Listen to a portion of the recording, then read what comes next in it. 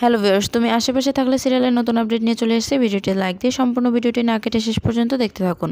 তুমি আশেপাশে থাকলে সিরিয়ালের আজকের পর্বে আমরা দেখতে চলেছি দেব ছবিগুলো হাতে নিয়ে সবাইকে বলতে থাকে এই ছবিগুলো টেম্পারিং করা। আমি এর আসল দোষীকে যদি ধরতে পারি তাহলে তাকে কিছুতেই ছাড়বো না। ঠিক তখনই সেখানে পূর্বা আসে আর বলে, তুই কি নিশ্চিত যে তুই দোষীকে ধরতে পারবি? আর যদি ধরতে না পারিস তাহলে কিন্তু তোকে আমার বলা পাত্রীকে বিয়ে করতে হবে।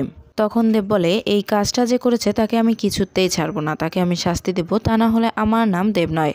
এরপর দেখায় পার্বতী তার রাস্তার বন্ধুদের সাথে দেখা করতে গিয়ে তাদেরকে সমস্ত কথা খুলে বলে, আর এগুলো শুনে সবাই তো রেগে মেগে যায়। এরপর পার্বতীর বন্ধু রিখিয়াকে কল করে আর বলে, আমরা যে জায়গায় থাকি সেখানে একটা বাচ্চা পাচার হয়ে গেছে, এখানে প্রায় বাচ্চা পাচার হচ্ছে। আপনি তো সাংবাদিক, তাই আপনাকেই আমরা কল করলাম। আপনি যদি একটু এই কেসটা দেখতেন তাহলে অনেক ভালো হতো। এরপর সন্ধ্যাবেলা রিখিয়া এই বাচ্চা পাচারের বিষয়টা খতিয়ে দেখার জন্য সেখানে গেলে পার্বতীর বন্ধুরা মিলে সেখানে ছদ্মবেশে মহাকালীর যজ্ঞ করতে থাকে। ঠিক সেই সময় পার্বতী সেখানে মা কালীর ছদ্মবেশ নিয়ে রিখিয়ার সামনে আসে আর রিখিয়াকে বলে, তুই আর এই জীবনে কত পাপ করবি বল? অন্যের সংসার ভেঙে তারপরও তো শান্তি হচ্ছে না। তখন রিখিয়া বলে, আমি কিছু করিনি, আমি কিছুই করিনি।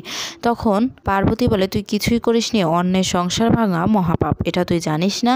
আর এটার শাস্তি তোকে পেতেই হবে। তখন রিখিয়া কান্না করতে করতে বলে, আমি কিছু বলিনি। এই করে পার্বতীর পায়ে এসে ধরে বলে, আমাকে ছেড়ে দিন, আমি কিছুই করিনি। আমাকে আন্টি যা যা করতে বলেছে আমি ঠিক তাই তাই করেছি, এতে আমার কোনো দোষ বা আমার কোনো হাত নেই। আমি নিজের ইচ্ছায় এই সব কিছু কোনো কিছুই করিনি। তখন পার্বতী বলে, বিশ্বাস করতে পারলাম না।